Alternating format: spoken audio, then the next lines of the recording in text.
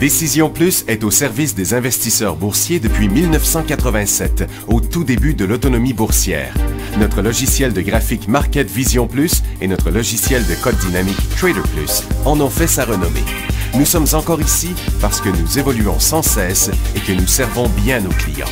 Découvrez nos produits et services spécialement conçus pour l'investisseur actif et autonome dans la boutique Décision Plus. Le logiciel de graphique Market Vision Plus est en français. C'est le logiciel le plus utilisé par les investisseurs de chez nous. C'est lui que vous voyez dans le feu de l'action. Trouvez, classez et analysez plus facilement avec cet outil sans pareil pour suivre la bourse et prendre les meilleures décisions. Gardez vos titres à l'œil avec Market Vision Plus. Consultez la boutique Décision Plus pour en faire l'essai pendant 10 jours sans aucun frais, c'est garanti. Laissez-nous vous guider pour analyser la bourse et prendre vos décisions.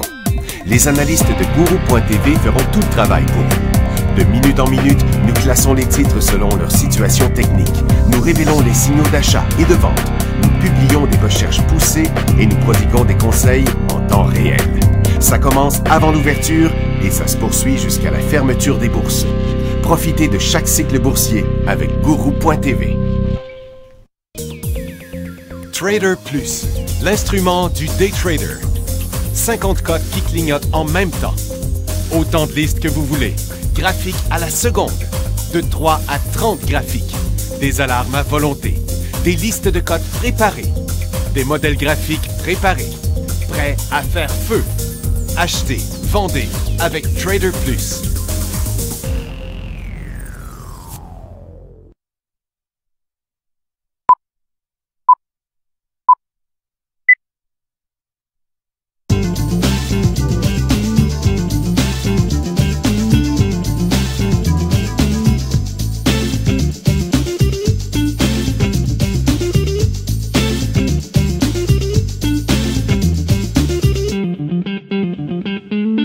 Bonjour, bienvenue dans le feu de l'action, émission de 11h30.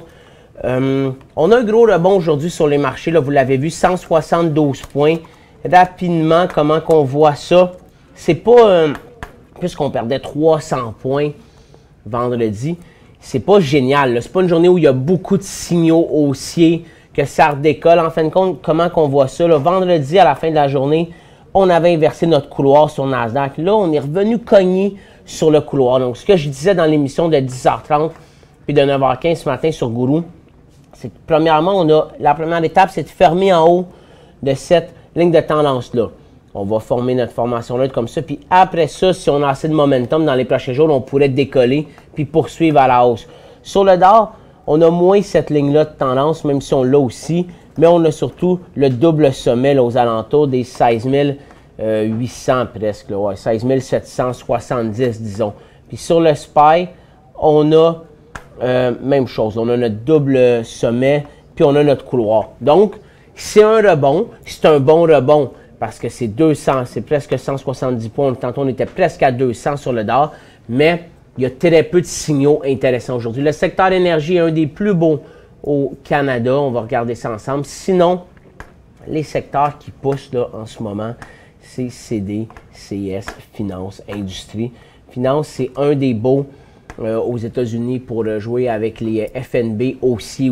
FAS, le FNB aussi, 3 fois la valeur du secteur financier. On sait que depuis jeudi, 2h30, le secteur financier avait été un des plus négatifs aux États-Unis, le jeudi puis vendredi.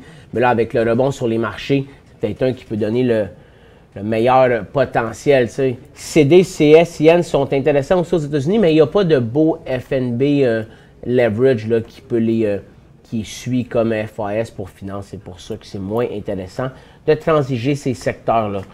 Du côté du secteur aurifère, ben, on a baissé, on a rebondi, on a remonté. C'est plutôt stable. On est en train de former une formation neutre là, de 3 jours avec la cote de jeudi où on avait monté, vendredi où on avait monté mais dégonflé. Et aussi aujourd'hui. Donc là, c'est stable, ça devient plus facile pour savoir le prochain mouvement. Si c'est à la baisse, on sort de nos positions. Si c'est à la hausse, mais on va décoller. Secteur minier continue à chuter. Il était en cycle baissier vendredi. Puis énergie, ben, c'est le plus beau. On a eu un cycle, 2 mouvements, on est stable, il faudrait qu'il redonne un autre coup pour que ça soit intéressant. On va regarder ça ensemble. On a plusieurs questions, on va répondre aussi à ça durant l'émission. Donc, on va commencer tout de suite avec nos cotes. Donc, le dollar américain, là, on avait tout repris la cote vendredi qu'on avait perdu jeudi. La grosse raison qui explique ça, c'est surtout l'euro qui chute. Pourquoi l'euro chute? L'euro chute parce qu'ils pensent vraiment qu'en Europe, avec le fait que les États-Unis ont décidé qu'ils ne montaient pas les taux jeudi, mais qu'est-ce que ça l'a fait? Ça l'a fait chuter le dollar américain. Puis là, l'euro a monté à un sommet des 3 derniers mois par rapport à l'euro a monté à un sommet des 3 derniers mois par rapport au dollar américain. Puis plus l'euro est élevé, plus que ça met de la pression à la baisse sur l'inflation, puis puisque ça met aussi de la pression là, sur les exportations là, qui sont moins... les importations sont financièrement moins intéressantes pour les autres pays, puisque l'euro devient plus fort. Donc, ça nuit à sa croissance économique. Donc, en fin de compte, il y a beaucoup d'économistes et d'analystes qui pensent que l'Europe devrait augmenter son plan d'assouplissement d'ici la fin de l'année. Ils vont se rencontrer, je pense, octobre puis décembre. C'est les 2 prochaines rencontres. Donc, ils ont 2 moyens de le faire. Soit qu'ils augmentent le montant par mois qu'ils rachètent. En ce moment, c'est 60 milliards. Ou soit qu'ils vont augmenter l'échéance qui reste encore 1 an complet. C'est sûr que le plus efficace, c'est d'augmenter le nombre de milliards qu'ils rachètent par mois. Là, sont à 60. On sait qu'aux États-Unis, au 3e plan d'aide, il était à 85 milliards qu'ils avaient fait. Puis ça, c'était après des plans de 600 puis d'à peu près 500 milliards. Là. Donc, d'après moi, 80 milliards d'euros par mois pourrait être une bonne cible pour la BCE, là, ce qui fait donc une augmentation quand même de 33% par rapport à en ce moment. C'est ce qui fait chuter l'euro depuis 2 jours, augmenter le dollar américain. Le pound bouge à peine. Le dollar canadien, lui, est en légère baisse à cause du dollar américain parce que quand on va venir voir nos ressources, on va voir que le pétrole est en hausse aujourd'hui. Le Nikkei, il est en congé. Du côté du Hang Seng, on est à moins 0,75 dans la formation neutre.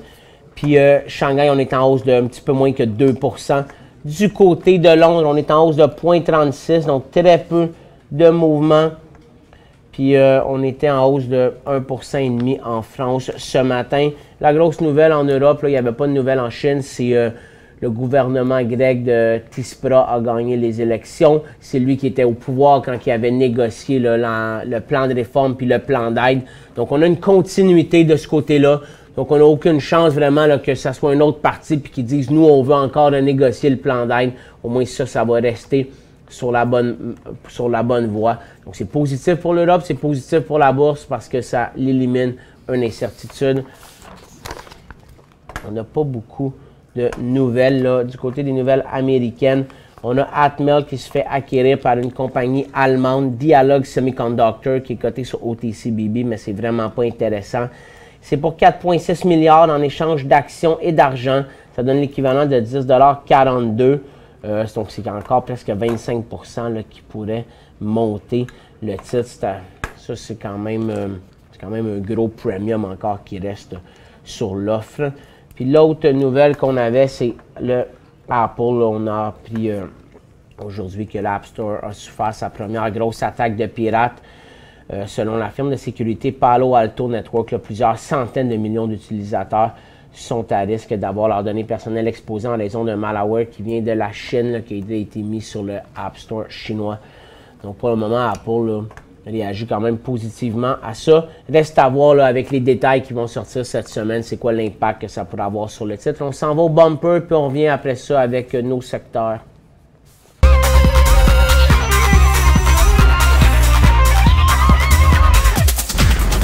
Bon, on va retenir les nouvelles canadiennes avant. Là, on a Endover Mining, lui, qui va vendre 30% de la compagnie à La Mancha Holding.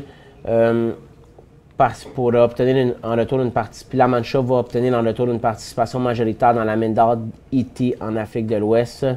Puis Endover va recevoir jusqu'à 138 millions de dollars.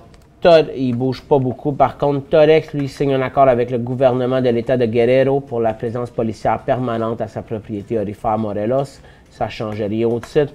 Onyx, en légère hausse, a complété la vente de Citel Worldwide pour 55 millions. Puis Kinross, ils ont du mal à inverser leur perte sur la mine Tasiast en Mauritanie. Ils devraient perdre plus de 65 millions cette année, malgré le licenciement de plusieurs milliers de personnes. Donc, Kinross, c'est un bon titre qu'il faut regarder pour un exemple. Le point d'entrée, c'était mercredi passé. On pouvait prendre un profit là, mercredi après-midi. Puis après ça, on pouvait le prendre vendredi. Le profit a été solide. Donc maintenant, on est dans une formation neutre intéressante. Si on n'a pas pris le profit vendredi, on devrait le prendre aujourd'hui. On est au même prix. Puis par la suite, c'est simple. Si jamais on inversait ici à 2,25 $, on pourrait sortir de la position complètement. Puis si ça redécolle par en haut, mais là, on va pouvoir continuer là, à le posséder. Puis s'il fait une vraie formation neutre avant de décoller, mais on va pouvoir augmenter la position à 2,50 $ sur un élan. Puis le dernier, c'est Timmins Gold là, qui acquiert pour 8 millions les équipements de l'usine de traitement de l'ancienne mine El Sozal de Goldcorp pour leur projet aurifère à Napola. Les équipements de traitement étaient évalués à 332 millions par Goldcorp. Donc c'est quand même un bon prix qu'ils ont obtenu. C'est ce qu'on a pour nos nouvelles. Donc vraiment pas grand-chose. On va aller voir nos plus beaux. Donc, on avait le charbon qui est à surveiller, mais juste un titre, là, Arch Coal. C'est un très léger rebond. On a surtout le transport maritime qui rebondit. On a quand même un double creux. Puis on a des titres qui continuent. Là. Nordic American Tanker. Ça peut être intéressant pour l'intra-séance sur un mouvement en après-midi aux alentours de 16-18. C'est vraiment beaucoup de l'intra-séance encore aujourd'hui qu'il faut transiger. Donc, c'est pour ça que je vous montre ça. North American. C'est Scorpio aussi, on voit. C'est des titres qui ont quand même un cycle de fait, mais qui pourraient continuer. DHT Holding, même chose. Dans les titres qui pourraient être en élan, il y a Matson. Il y a juste son volume qui est un peu plus faible. Puis on a aussi, donc, dans les continuités Teke. Puis l'autre titre à surveiller pour un élan, c'est Navios. Lui aussi, son volume est plutôt faible. Puis après ça, bien, je vais vous montrer les FNB qu'on a là. Donc, HXU, sur un nouveau décollage, pourrait être intéressant. Puis à 26 $, c'est un point d'entrée en swing trading.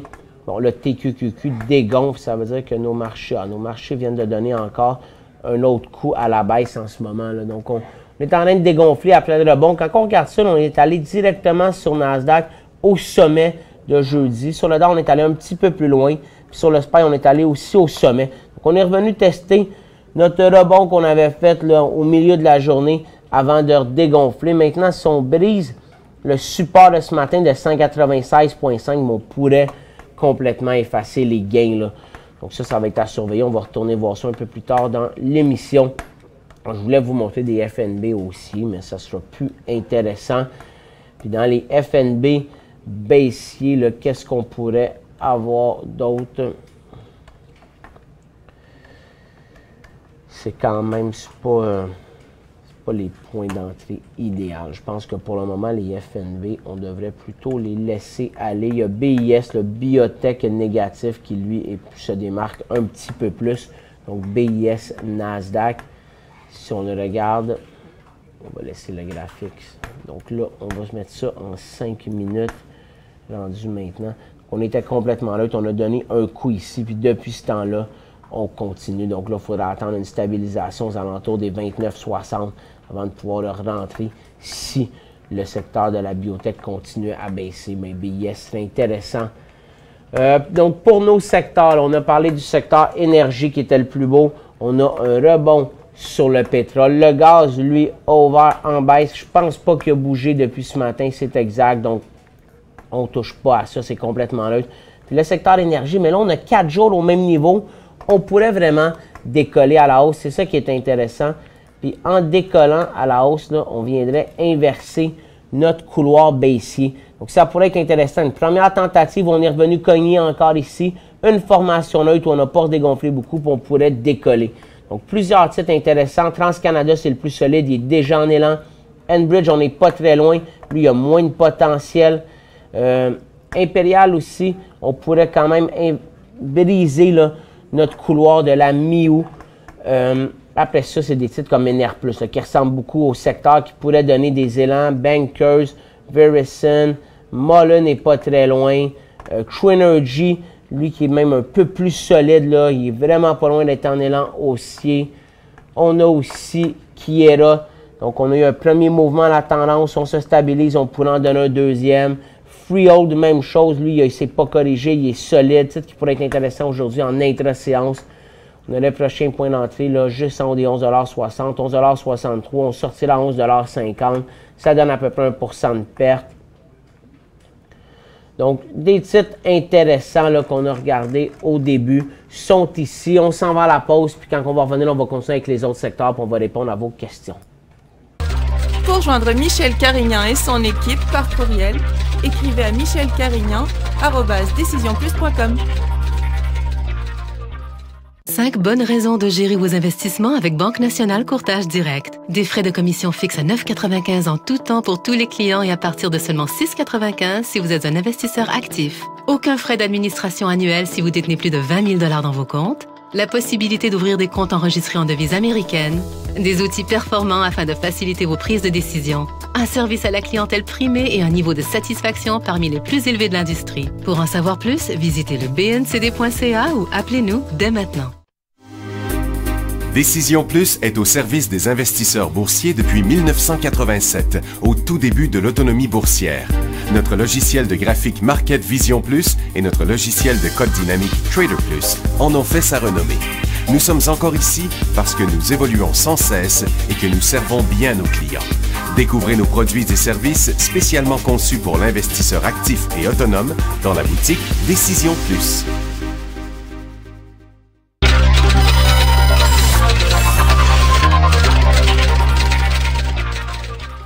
On a plusieurs questions. On va continuer avec le secteur aurifère. Il n'y a pas beaucoup de choses à dire sur le secteur, mais on voit bien qu'il semble qu'on pourrait être en mode correction dans les prochains jours. Je ne suis pas certain qu'on va être capable d'inverser ce couloir-là. Le secteur, lui, comme je vous dis, on est un peu plus clair dans la formation neutre. Mais même si on donnait un élan, il faudrait presque avoir une formation neutre un peu plus longue pour que sur l'élan, on soit capable de venir inverser sur la première journée notre couloir baissier. Mais là, des titres comme exemple Anico Eagle, c'est ceux-là que si on décroche, c'est facile de dire qu'on sort. Mais si on décolle, ça ne sera pas si facile que ça de rentrer. Par contre, si vous en avez déjà, mais là, on va les conserver jusqu'à au moins 35, pas à 35. On pourrait décider si on les dû encore ou pas. Là. Mais puis les autres, on voit, là, c'est plutôt stable. Donc, le secteur aurifère, pour l'instant, on est en phase de stabilisation. Le secteur minier, bien, Teck continue à chuter. Là. Donc, Teck, vendredi après-midi, quand il était vraiment dans un élan baissier, il perdait presque 10 %. Ça devenait risqué. C'était un titre, là, ça qu'on avait parlé. C'est un titre qu'il fallait vendre tôt le matin à découvert en faisant du day trading dessus. Puis comme ça, on avait un meilleur point d'entrée pour le conserver. Puis si on avait fait ça vendredi matin, bon, on serait en mesure de prendre un profit aujourd'hui. C'était la même stratégie avec First Quantum, ou s'il fallait le vendre à découvert dans sa formation neutre avec un point de sortie beaucoup plus près, aujourd'hui 7 %. Donc si jamais on a vendu First Quantum vendredi à découvert, il faut prendre un profit. Aujourd'hui, là, on n'est plus très loin de notre résistance. Les autres titres ils chutent moins là, dans le cuivre. Notre secteur le plus solide, c'est finances. On rebondit, c'est lui 1,5 %. Donc plusieurs banques qui reviennent à leur résistance, il pourrait avoir des élans. Si le momentum se poursuit. Donc, Banque de Montréal, Banque nationale, on le voit bien. Ce qui est intéressant avec la Banque nationale, c'est qu'en inversant, ici comme ça, l'élan là, à 44,5, on inverse aussi notre couloir. Donc, c'est un élan qui est plus solide. On aurait un point de sortie à peu près à 42,50 sur la banque. Donc, on aurait un 5 %. Toutes les banques sont en rebond aujourd'hui, puis les titres d'assurance aussi. Sun Life, CI est en élan haussier. Manulife est pas loin de sa résistance. Power bondit aussi. Côté du secteur industrie, les deux chemins de fer sont en rebond. Ben n'est pas très loin d'être un élan haussier.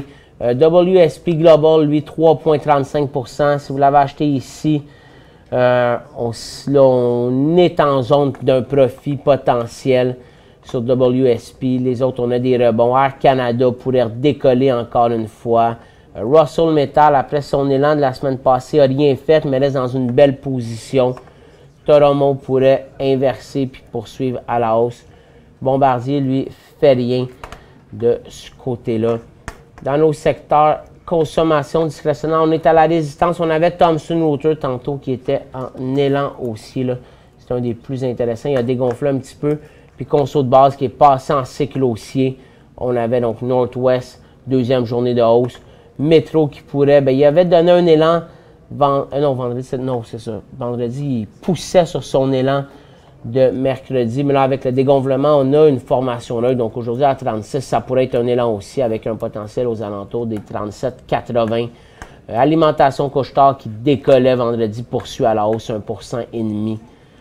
Donc, quand même, plusieurs titres intéressants. On va regarder l'intra-séance ensemble. Nos plus beaux titres. Donc, Meg Énergie, là, c'est un peu comme tous les titres d'énergie. Il faut le regarder. C'est 9,50 le prochain point d'entrée, 9,40 le prochain point de sortie. FORD, ça, c'est un titre qu'on appelle dans nos listes de titres explosifs qu'on publie souvent sur Guru. Des titres à surveiller qui peuvent faire des gros mouvements. Donc, lui, là, en plus d'être explosif, il pourrait être intéressant aujourd'hui en intra-séance puisqu'il nous a déjà fait une hausse, deux hausses. La prochaine, c'est aux alentours de 1,69 $. On sortirait à 1,65 $. On parle de 4 sous, à peu près 2,5% sur un titre comme Ford. Bon, synthétique, lui, il a dégonflé, on va l'enlever. VTIAE aussi, c'était un titre explosif qu'on a publié là, ce matin sur Guru.tv. Je vais vous montrer la liste après ça. Mais là, il est en dégonflement. Donc, moins intéressant pour l'intra-séance ce matin. CDTI aussi. On a fait un 6 ce matin. Là, on est stable. Donc, il reste intéressant. 1,80 $, prochain point d'entrée. Je sortirai à 1,75 $, moi, sur ce titre-là, pour un 3% de potentiel de perte. VBLT, qui est un des titres spectaculaires en début de journée la semaine passée. Il reste intéressant aujourd'hui. Un petit point d'entrée, un deuxième, moins performant. Là, on est stable, 8,15 $ environ. Puis on sortira à 7,75 $. Donc ça, c'est quand même une perte plus importante en intra-séance. Moi, mon truc dans ce temps-là, c'est que j'aime ça le mettre en 2 minutes pour voir si on serait capable d'avoir un meilleur point d'entrée. Puis là, on voit qu'on serait capable d'avoir un point d'entrée peut-être plus risqué à 8 $ parce qu'il y a plus de résistance, mais beaucoup plus intéressant parce qu'on pourrait l'acheter à 8 puis sortir à 7,75 $. 7,70. On parle d'un 30 sous en bas de 4% de perte. Puis en l'achetant à 8, si on vient à notre résistance de 8,30, on fait déjà le 30 sous qu'on peut perdre. Donc, beaucoup moins de risques sur ça. Il y a plus de chances que le mouvement avorte, mais au moins on va avorter avec une perte moins importante. Moi, je l'aimerais mieux, donc, inversement du triangle à 8 $, ce titre-là, que quand on le regardait là, pour l'acheter vers les 8,20 $. Plug, un des plus beaux aujourd'hui. Donc, on a monté, on s'est stabilisé, puis on a redonné un signal ici. Pour le moment, on est au sommet. Le prochain point d'entrée, c'est à 2,30 $ en 2 minutes environ, avec un 2,24 $ comme point de sortie. AQXP, on va l'oublier. Orex, il n'a pas vraiment bougé depuis ce matin. NAT, mais je vous l'ai dit tantôt, le transport maritime était intéressant. Puis un titre comme Sofun, là, ça c'est un titre chinois, mais on pourrait décoller aujourd'hui. Pour l'instant, on a fait un 6 ce matin. Là, on est stable depuis 10 heures. C'est sûr que pour repartir à la hausse à 6,09 $, il faudrait qu'on ait un momentum haussier sur les marchés. Là, pour l'instant, Nasdaq continue à se corriger, mais le SPY, lui, il s'est exactement stabilisé sur son support de ce matin. Donc, ça va être clair. S'il décolle à 197, on pourra revenir tester notre sommet. Puis, s'il décroche, on pourrait perdre pas mal toute la journée. Là, on va aller à la pause. Puis après ça, on va répondre à vos questions.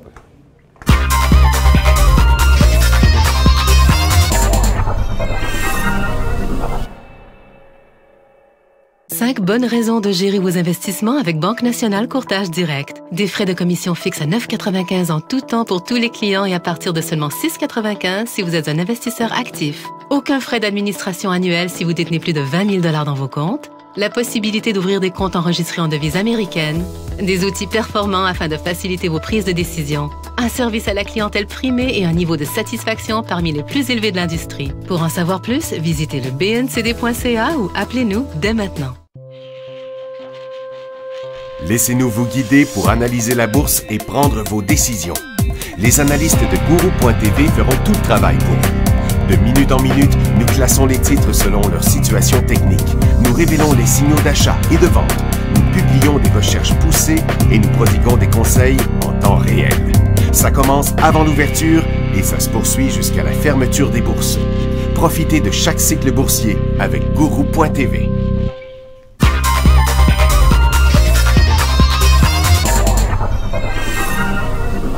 Prendre tout le restant de l'émission pour répondre à vos questions. C'est les questions qui dataient de vendredi. Excusez-moi, on commence avec la première. HOU, qu'est-ce que j'en pense? Je pense que pour le moment, on est complètement neutre. Nous, vendredi, on pensait qu'on allait poursuivre à la baisse. Donc, pour l'instant, c'est un rebond. Un rebond qui pourrait nous ramener à 5,30 $ sur HOU. Mais c'est entre 4,90 puis 5,30. Il y a quand même près de... il y a 40 sous sur 50 sous, là, donc il y a 8 %. Si vous l'avez acheté, si vous voulez l'acheter là parce que vous pensez qu'on va avoir un rebond, il faut sortir aux alentours des 4,40, puis on perd autant qu'on gagne. C'est pour ça que je ne l'aime pas comme titre. Là, je pense que tant qu'on n'est pas sorti de cette formation-là, on devrait le laisser de côté. Le pétrole, je ne sais vraiment pas si on va remonter beaucoup. Pour ce qui est de Bombardier, le gros volume de Bombardier ce vendredi matin, c'est le signe que les Chinois veulent renchérir l'offre. Non, pas du tout. Bon, vendredi, on se souvient, c'était le jour des 4 sorcières. Beaucoup de volume à l'ouverture à cause des options qui sont exercées, puis beaucoup de volume à la fin de la journée. C'est juste pour ça que le volume de Bombardier était élevé, sûrement. Regardez le volume aujourd'hui. On est loin de nos moyennes. Puis aussi, là, les Chinois, la rumeur, c'est qu'ils vont faire 7 milliards. Tout le monde pense que la division transport vaut maximum 5 milliards.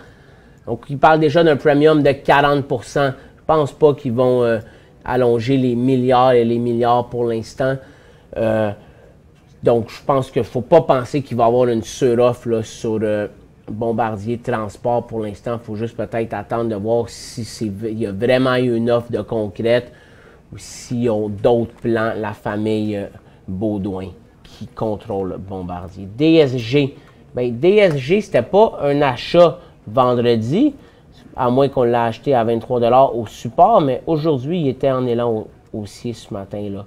Donc, s'il redécolle puis il redonne un coup, on va se remettre en 5 minutes ici. Ce n'est pas un titre qui transige beaucoup. S'il redonnait un coup à la hausse, 24,30 $, on aurait un point d'entrée pour DSG. Acheté 1000 AVO ce matin à 12 $. À Vigilon, vous l'avez acheté à 12 vendredi, c'est bon. Vous l'avez acheté dans le support, c'est sûr que le potentiel ne me semble pas incroyable, à moins qu'on perce ça. Vous, votre point de sortie est à 11,60 $, donc c'est 40 sous maximum.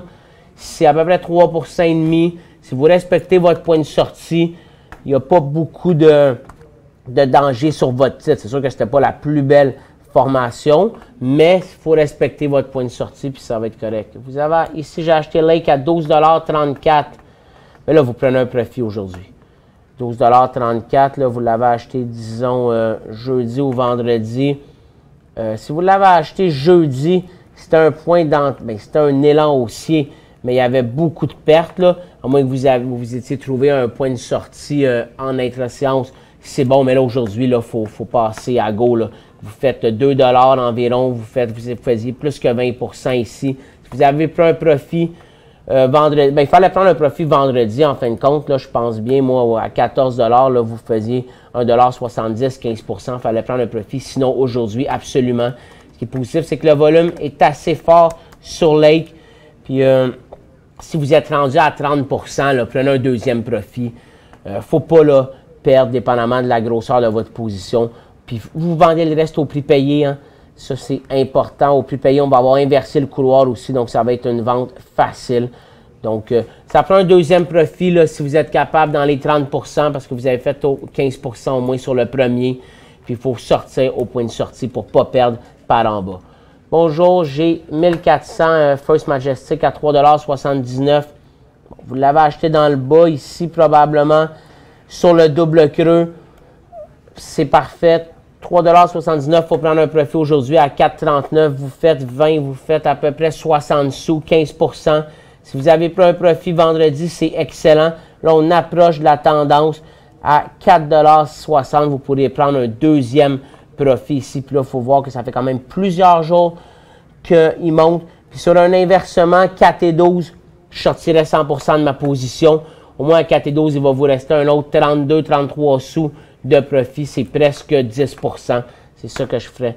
Pourrais-tu analyser AEZ? AEZ, c'était le titre de la journée en intra-séance vendredi. J'aime mieux AEZS sur Nasdaq parce que son volume est plus élevé, son graphique est plus beau.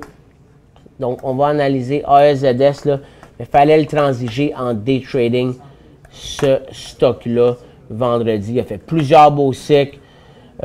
Puis si on avait décidé d'en garder une partie, là, disons, dans la journée, après avoir pris des profits, mais quand il a chuté, il fallait être nerveux. Quand il s'est stabilisé puis il a donné un deuxième coup, il fallait sortir à 100%, parce que c'est le genre de titre qu'on peut perdre autant qu'on n'a pu gagner beaucoup avec ce titre-là vendredi. Donc, si on l'avait acheté vendredi, il y avait au moins 1 ou 2 profits à prendre dans la journée.